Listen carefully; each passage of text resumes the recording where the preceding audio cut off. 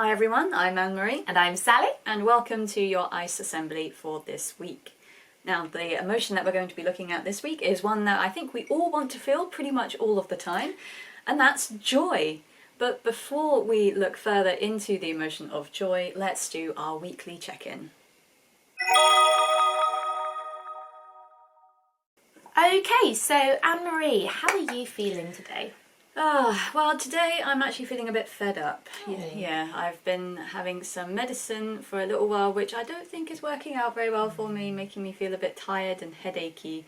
So it's something I need to kind of revisit and see if we can fix it. I'm a little bit fed up and a bit tired today, but you know, we'll take it easy.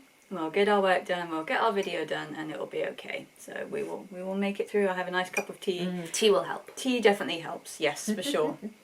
So that's me. How are you feeling today, Sally? I am so tired. No. Yes, we've moved house and now I'm cleaning, and I've been cleaning for quite a bit. Yeah. So it's looking very sparkly, but I'm ready for a nap, I think. Cleaning takes a lot of energy. It does. I'm going to have very strong arms after all the scrubbing.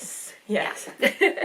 Great. So we're feeling a bit glum, a bit tired, a bit fed up today. How are you feeling? Maybe you feel like us, or maybe you're having a brilliant week. However you're feeling, take a moment to reflect now.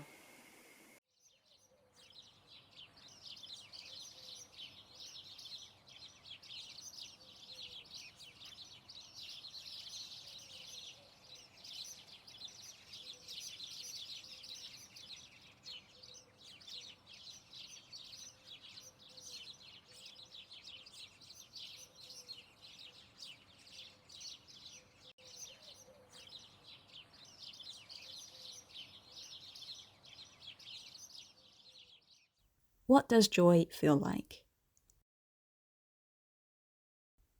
Joy can feel like a bubbling up inside of you, almost like it's going to flow out. You might find yourself smiling or laughing. Some people find that joy makes them want to cry happy tears. Joy can make you feel light as a feather inside, like all your worries and cares are far away. You might feel butterflies in your stomach. Some people find that joy makes them want to run around, to jump and to play. At other times, joy might make you want to be still and just feel. Joy can be a loud emotion that fills every part of your life. And joy can be a very quiet emotion that you can only really notice when things are still and peaceful. You can even feel joy in hard times. It's like a feeling of safety and warmth on the inside, even when things around you are really challenging. As we've said before, each person feels things differently, but these are some clues that you might be feeling joy. So when we say the word joy, you might think of the word happiness. And although joy and happiness do have their similarities, they are different emotions. Happiness is often affected by our circumstances. So when we're having a good day, we might be feeling really happy, and when we're having a bad day, we might not feel so happy. For example, Anne-Marie, Yes.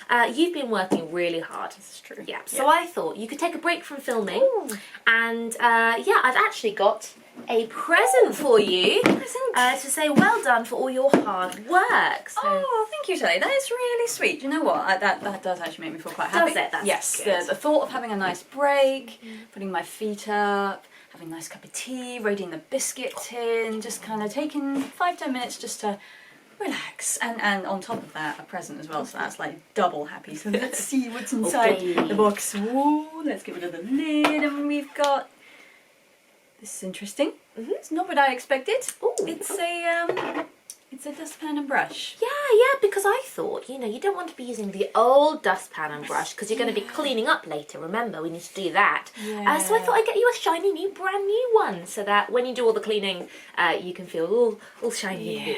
I mean, it is a very nice dustpan and brush, I have to say. It does look very sturdy and very nice and clean, which is always good. But, I'm not really looking forward to that break anymore. Oh. I'm definitely, that little little spark of happiness, looking forward to that, putting my feet up, has definitely flown away. Yeah, cleaning is not really what I had in mind for today. Oh dear. Yeah. So that happy feeling that came with a present and the thought of a break went away when you realised that your break would be cleaning up and the present wasn't quite what you expected. Yeah. So happiness does come and go. Some days are sunny, or if you like the rain, rainy, and you get to spend time with friends and do all the things you like, and you might feel really happy. And some days everything just doesn't go to plan. You might find that the schoolwork is quite hard, and so that's quite difficult. You might have a falling out with a friend, and so you might not feel so happy. But joy is a bit different than happiness.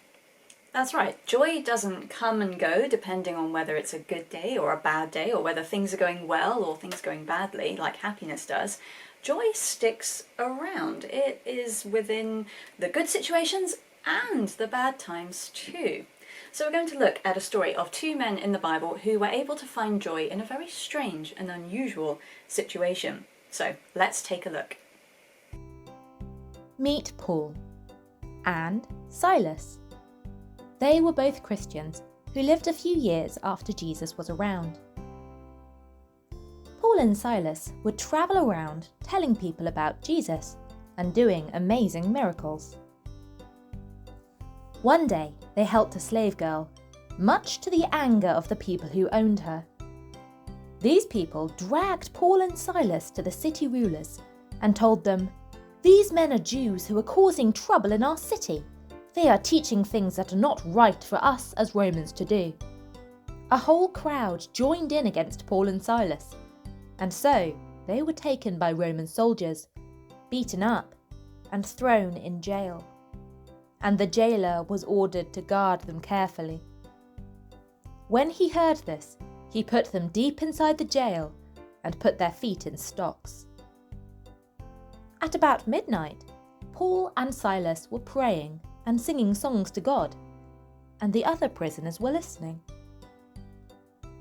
Suddenly there was a strong earthquake that shook the jail, and all the doors broke open, and all the prisoners were freed from their chains. The jailer woke up and saw that all the jail doors were open. He thought all the prisoners had escaped, so he took out his sword and was about to kill himself when he heard Paul shout, "Don't hurt yourself, we are all here." The jailer told someone to bring a light, and then he ran inside, shaking with fear. He fell down before Paul and Silas's feet and asked them, "What must I do to be saved?" They said to him, "Believe in the Lord Jesus, and you will be saved, you and all people in your house." And so Paul and Silas told the jailer and his whole house about Jesus, and he took them to his house. He washed their wounds, and he got baptized. He shared a meal with them, and his whole family were filled with joy. The Bible is full of joy and stories about joy as well, because Christians believe that joy is a gift that God gives to us. It's like a little glimpse of what he's like. And as we flick through the pages, we find people feeling really joyful about lots of different things, like their friends and their family, finding joy in the things that God has done for them, finding joy in the world around them, in creation. We find lots of stories of joy, especially around the Christmas story when Jesus arrives. But we also see lots of stories, like in today's story that we looked at, where we find people experiencing joy when the situations around them weren't so good. So with Paul and Silas, we see that they had a terrible day. They had the whole city turn against them, and then loads of Roman soldiers beat them up, and then they're in jail. So that is a really bad day, and any happy feelings they had, I'm pretty sure they were gone. But we see they still had joy. They were singing and saying thank you to God, even in the darkest jail. And that is because their joy gave them hope. It reminded them that God loved them, and they knew that no matter what the Romans did to them, that love couldn't be taken away. And so that helped them to keep on going and to have that joy even in a really tricky situation. So they were able to sing and say thank you and to share that joy with the prisoners around them. And then God did something amazing. He sent that earthquake which broke off their chains. Now, Paul and Silas could have taken advantage of this earthquake and slipped out and escaped into the night, but instead of running away and escaping, they used this as an opportunity to share the joy they had with the jailer and his whole family. So what could have been a really awful night for that jailer actually turned into the beginning of a new start for him and his family. Christians believe that joy isn't just a gift for us to keep to ourselves and hold on to. It's a gift to share with others so they can experience that wonderful joy too. Just like Paul and Silas did for the jailer. They didn't keep the joy and then rush off into the night. They shared it with him and his entire family, and it made a huge difference to their lives. And so this week we thought we'd challenge you to be joy sharers as well. We've come up with a couple of ideas that might help you to share some joy with the people in your lives, and I'm sure you can come up with lots of great ideas too. Ways we can share joy. Spend quality time. Celebrate the achievements of others. Give a gift or a handmade card. Tell the people that you love how much they mean to you. Do a random act of kindness for a classmate. Do a chore without being asked first. Give someone a heartfelt compliment. Let's end our assembly the way we normally do, with a time for us to reflect and to pray. Have a think about some of these questions. When did you last feel joy?